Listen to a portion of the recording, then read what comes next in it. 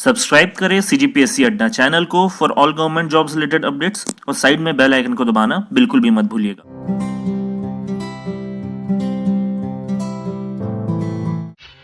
धर्मपाल सैनी का सफर। सबसे पहले आपको बता दें, धर्मपाल सैनी के कामों को देखकर उन्हें बस्तर का गांधी कहा जाता है। धर्मपाल के सफर की शुरुआत करीब 60 के दशक में शुरू होती है। ये कहानी तब की है जब वो विनोबा भावे के शिष्य हुआ करते थे। तब उन्होंने एक खबर पढ़ी जिसके बाद उनका दिमाग बदल गया। दरअसल उन्होंने अखबार में एक खबर पढ़ी जिसमें लिखा था कि बस्तर की लड़कियां छेड़छाड़ और रेप करने वालों की खिलाफत कर रही हैं, उनका मुकाबला कर रही हैं। बस लड़कियों की यही बहादुरी उस वक्त के युवा धर्मपाल के दिल में घर कर गई। धर्मपाल को लगने लगा बस्तर के युवा बहुत बहादुर हैं, बस उन्हें सही मार्गदर्शन की जरूरत है। तब धर्मपाल ने बस्तर के युवाओं को सही दिशा देने के लिए अपने गुरु से बस्तर जाने की अनुमति मांगी। धर्मपाल सैनी की मांग पर विनोबा भावे ने रखी थी ये शर्त। अब धर्मपाल के दिल में बस्तर की तकदीर बदलने की बात थी, लेकिन गुरु की अनुमति भी जरूरी थी।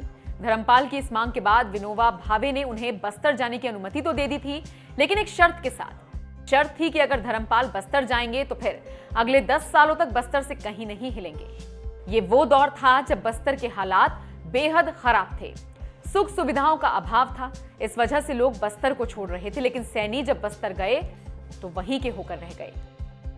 धर्मपाल सैनी खेलने की देने लगे ट्रेनिंग। बताया जाता है कि जब धर्मपाल कॉलेज में थे तब वो शानदार एथलीट हुआ करते थे।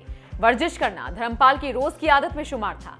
धर्मपाल जब बस्तर आए तो उन्होंने देखा कि यहाँ के छोटे बच्चे भी बिना थके कई कई किलोमीटर तक दौड़ जाते थे। लगातार काम करने के बाद भी यहाँ के युवा कोई शिकायत नहीं करते थे। बस फिर क्या था, बस्तर के युवाओं की इस एनर्जी को देखकर धर्मपाल सैनी का एथलीट जाग गया। उसके बाद वो बच्चों को खेल की तरफ ले गए और खेल की ट्रेनिंग देने लगे। उसके बाद ये सिलसिला लगातार चलता रहा।